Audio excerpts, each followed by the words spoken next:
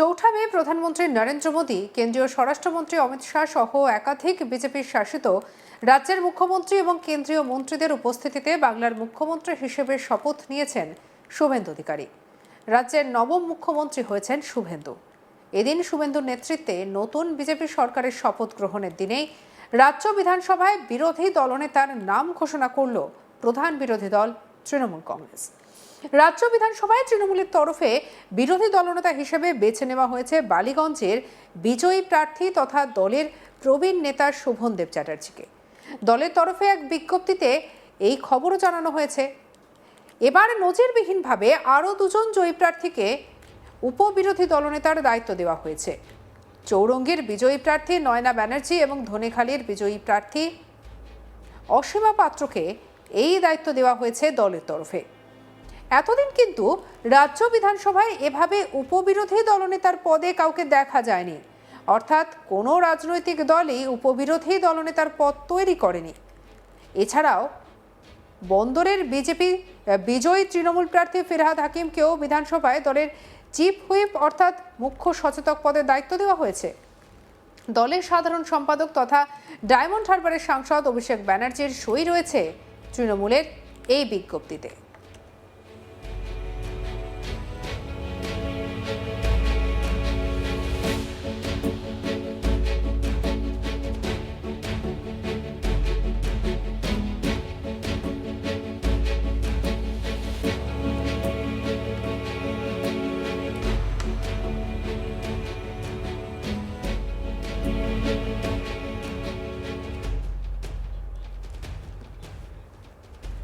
আমাদের কালে কৌশিক দাসের রিপোর্টে নিয়ে দেখাবো। পশ্চিমবঙ্গ বিধানসভার যে পালাবদল হলো, তারপর দীর্ঘ 15 বছর পর তৃণমূল ক্ষমতাচ্যুত হলো। এই নতুন সরকারের বিধানসভায় রাজ্যের বিরোধী দলনেতা হচ্ছেন শোভনদেব চট্টোপাধ্যায়। দীর্ঘদিনের রাজনৈতিক অভিজ্ঞতা। মমতা বন্দ্যোপাধ্যায় যখন 1998 সালে তৃণমূল কংগ্রেস তৈরি করলেন, সেই বছর প্রথম তৃণমূল কংগ্রেসের একা বিধায়ক ছিলেন এই শোভনদেব চট্টোপাধ্যায়। এবার তিনি বালিগঞ্জের প্রার্থী হয়েছিলেন। চূড়ান্ত ভরাডুবির মধ্যেও শোভনদেব চট্টোপাধ্যায় কিন্তু জয়ী হয়েছেন। তার উপরেই আস্থা রেখেছে তৃণমূল কংগ্রেস। দীর্ঘদিনের বর্ষিয়ান এই বিধায়ককেই করা হলো বিধানসভার বিরোধী দলনেতা। অর্থাৎ এই গত 15 বছর যারা সরকার পক্ষে বসেছিলেন, এবার তারা বিরোধী পক্ষে চলে যাবেন।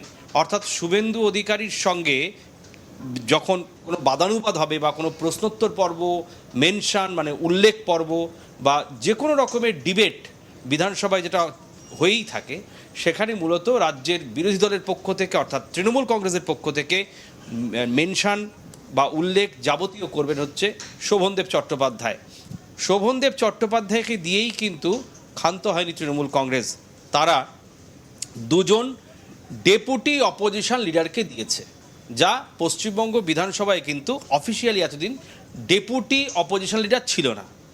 এই প্রথম শোভনদেব চট্টোপাধ্যায়ের কাজে সাহায্য করার জন্য তৃণমূল কংগ্রেসের পক্ষ থেকে দুজন ডেপুটি অপোজিশন লিডার করা হলো, অর্থাৎ ডেপুটি বিরোধী দলনেতা। কাদের করা হলো? চৌরঙ্গীর বিধায়ক নয়না বন্দ্যোপাধ্যায়, হুগলির ধনেখালির বিধায়ক অসীমা পাত্র। আমরা জানি অসীমা পাত্র এর আগে মন্ত্রিসভার সদস্য ছিলেন এবং অসীমা পাত্র বিধানসভায় বিভিন্নভাবে যখন সরকার পক্ষে ছিলেন বিরোধীদের দমিয়ে রাখতে যথেষ্ট সাহায্য করতেন স্পিকারকে এবং বিরোধী দল মানে শাসক দলকে।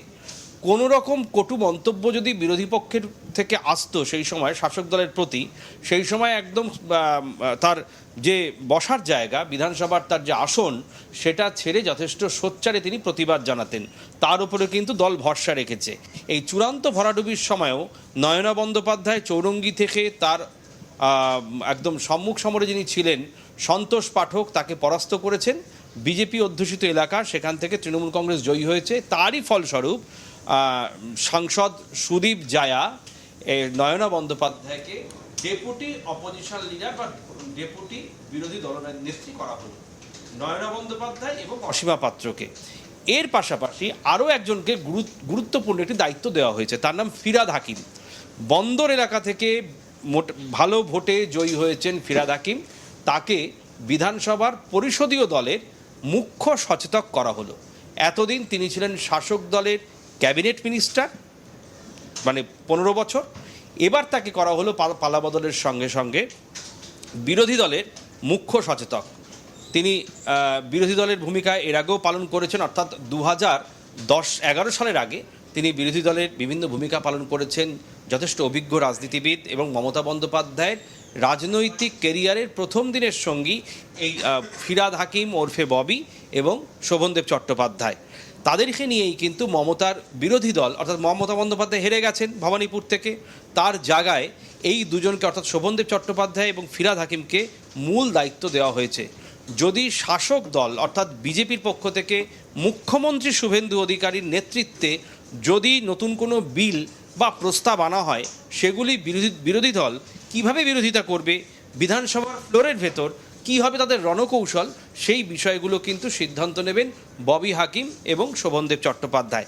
তাদের এই বিরোধী দলের যে বিধায়করা রয়েছেন তারা প্রত্যেকে মিলে পরিষদীয় বৈঠক করবেন, যেটা জানা যাচ্ছে সোমবার দিন বিধানসভাতে তারা একটি বৈঠকও করতে পারেন। তাদের বসার জায়গাও ঠিক হয়ে গেছে। এতদিন বিধানসভায় যারা বিরোধী দলে বসতেন, মানে শুভেন্দু অধিকারী বিরোধী দলনেতা থাকার সময় যে ঘরে থাকতেন সেই জায়গাতেই কিন্তু এই শোভনদেব চট্টোপাধ্যায়, ফিরহাদ হাকিম, নয়না বন্দ্যোপাধ্যায়, অসীমা পাত্র এরা বসবেন। এবং মূল বিষয়টি হচ্ছে এবারে কিন্তু বামেরাও বিধানসভায় তারা একটি আসন পেয়েছে, তাদেরও একটি জায়গা রয়েছে বিরোধিতা করার, কংগ্রেসেরও রয়েছে। সব মিলিয়ে এই আসন্ন বিধানসভা যে অধিবেশন শুরু হোক বা বিধানসভার যে কোনো রকম বৈঠক, সেখানে তৃণমূল কংগ্রেসের পক্ষ থেকে গুরুত্বপূর্ণ দায়িত্ব পালন করবেন বিরোধী দলনেতা শোভনদেব চট্টোপাধ্যায়, মুখ্য সচেতক ববি হাকিম বা ফিরহাদ হাকিম, আর তাদের সহযোগিতা করবেন চৌরঙ্গীর বিধায়ক নয়না বন্দ্যোপাধ্যায়, হুগলির ধনেখালির বিধায়ক অসীমা পাত্র।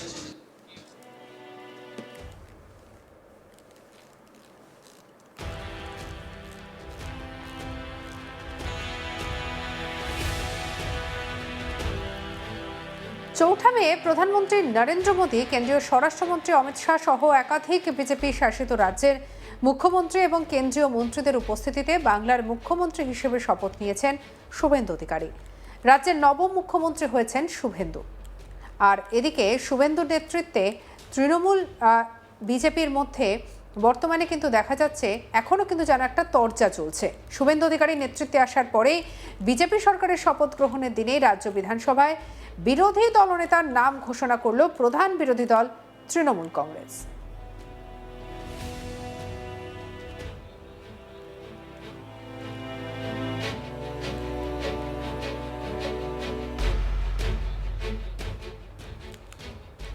সঙ্গে রাখুন আজ তাক বাংলাকে। আপনার মতামত জানান কমেন্ট সেকশনে, সাবস্ক্রাইব করতে ভুলবেন না।